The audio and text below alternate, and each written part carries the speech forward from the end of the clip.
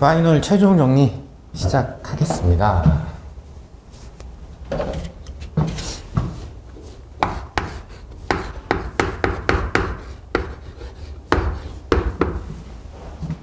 자, 현강으로 오신 분들은 제가 시험 시간을 15분을 드렸었는데, 우선 이제 실전하고 관계해가지고,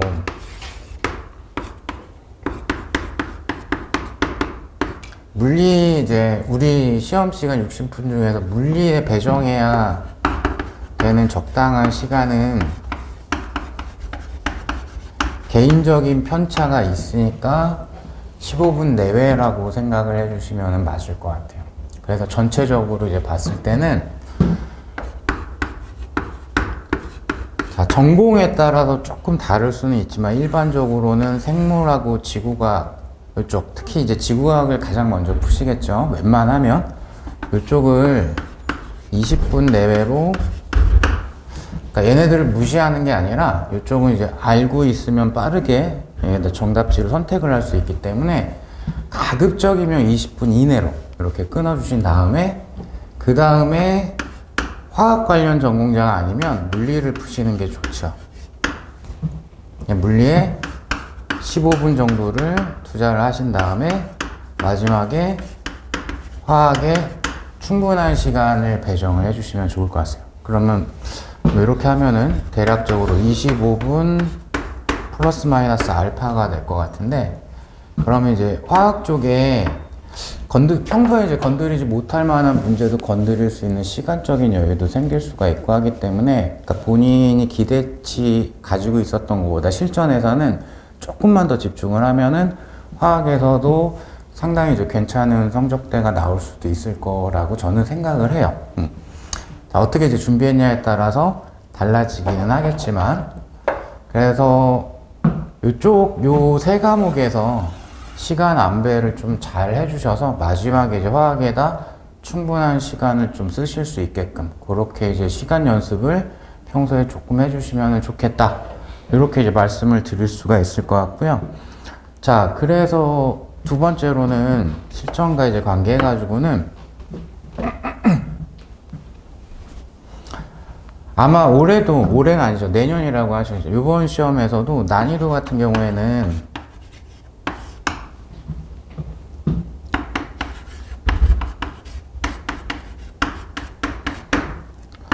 여덟 개 정도가 평이할 거고 2개 정도가 약간 난이도가 높거나 좀 고민을 해야 되거나 시간이 좀 걸리거나 이럴 확률이 좀 높아요. 그러니까 평이하다라는 거는 문제를 읽으면서 이렇게 풀어야 되겠다, 이걸 골라야 되겠다가 단적으로 금방금방 떠오른다가 8개라고 보시면 돼요. 조금 적을 때는 7개, 6개일 수도 있고 6개, 7개 이런 식으로 평이하게 나오고 나머지가 조금 까다로운데 이러면은 그의 물리는 좀 어려웠어요. 이렇게 되는 거고, 근데 극단적으로 뭐 이렇게 5개 정도가 엄청 빡세게 나오거나 그런 출제 경향은 안 보일 겁니다. 이 정도의 비율이라고 생각을 해주시면 되고, 그래서 마인드 자체가 여기를 정확하게 다 맞춰야지 가 1순위가 돼야 되겠죠. 빡센 거 하나 맞추나 평이한 거 하나 맞추나 객관식 시험이고 배점은 똑같기 때문에 이쪽을 잘 하셔야죠. 그래서 평소에도 너무 어려운 걸 하려고 하지 마시고 좀 단순하고 기본적인 것들에 대한 질문 개수가 훨씬 많기 때문에 정리를 꼼꼼하게 잘 해주면서 마무리까지 가시는 게 좋아요. 그래서 시험 전까지 본인이 이제 개인적인 계획은 다 있으시겠지만 최종적으로 이제 마무리는 대부분 이 시기면은 문제를 많이 푸실 거예요. 문제 많이 푸실 거고, 그리고 누가 시키지 않아도 개념에 대한 복습을 하시겠죠. 근데 요 2개를 반드시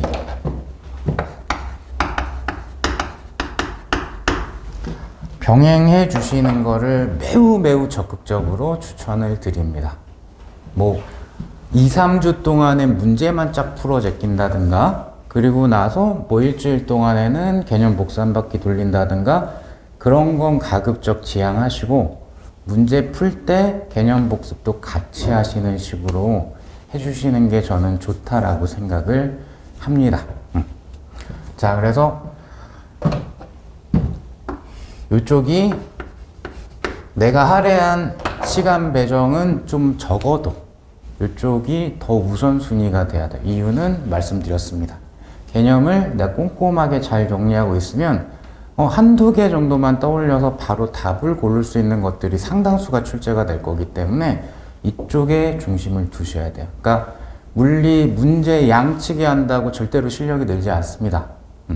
그러니까 오히려 단순하고 쉬운 거라고 하더라도 반복적으로, 특히 기출문제는 여러 번 반복하시는 게 좋고, 그래서 이런 주제에서는 이런 걸 떠올리는구나 라는 거를 훈련하시면서 그 해당 파트를 지속적으로 개념 복습을 해주셨으면 좋겠어요. 그리고 개인적으로는 요거 이제 물리학습 하실 때 워낙 이제 우리가 1차 시험 과목 수가 많다 보니까 가령 일주일에 한 번 정도 물리 공부하는 시간이 있다는 저는 많이 반대합니다.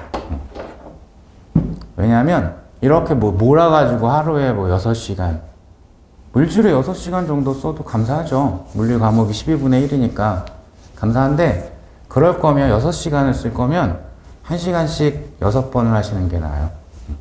이거 어떤 게 반복이 되냐면, 내가 좀 잘 정리가 안 돼 있고 좀 미적미적거리는 파트를 그날 하고 나중에 또 한참 있다가 보시면 동일한 게 또 현상이 발생을 하거든요.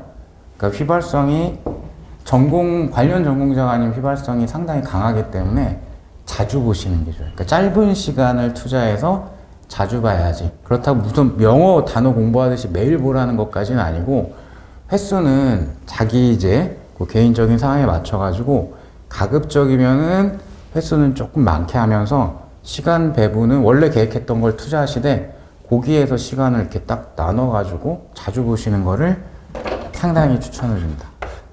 짧게 자주 보시는 게 효율적인 면에서 훨씬 좋습니다. 자, 그래서 제 잔소리는 이 정도로 말씀을 드리면 될 것 같고, 자, 그럼 이제 본 강의로 들어가서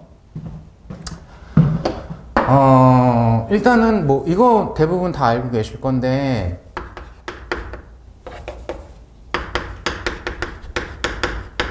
출제되는 문제 개수는 역학에서 3문제, 그 다음에 연력학 1문제, 전자기학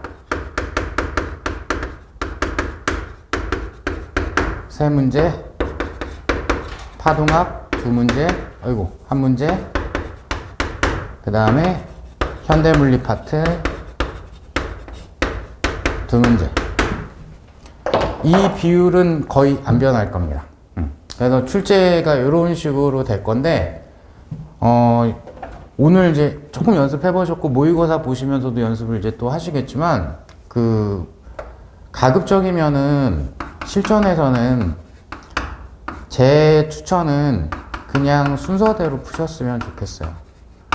이게 동일 시간 동안에 단일 과목을 시험을 보는 게 아니라 4개의 과목을 보는 거기 때문에, 예전에 뭐 학교 시험 보거나 고등학교 때 아니면 수능 시험 봤을 때처럼 이게 막혀가지고 넘어갔다 다른 문제를 풀다가 관련된 게 있어가지고 이 주제가 떠오르거나 할 확률은 없어요.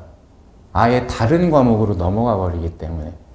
그 다른 과목에 또 몰입해서 하다 보면 돌아왔을 때 아예 생각이 안 날 가능성이 훨씬 높습니다. 그래서 순서대로 푸시는 거를 저는 추천을 드리고, 10문제를 그냥 순서대로 푸시는 게 좋습니다. 10문제 정도면 왔다 갔다 하기에는 조금 번잡하기도 하고요. 단, 개인적인 편차는 어느 정도 상당히 있을 수도 있기 때문에, 나는 죽어라 했음에도 불구하고 가령 역학이 젬병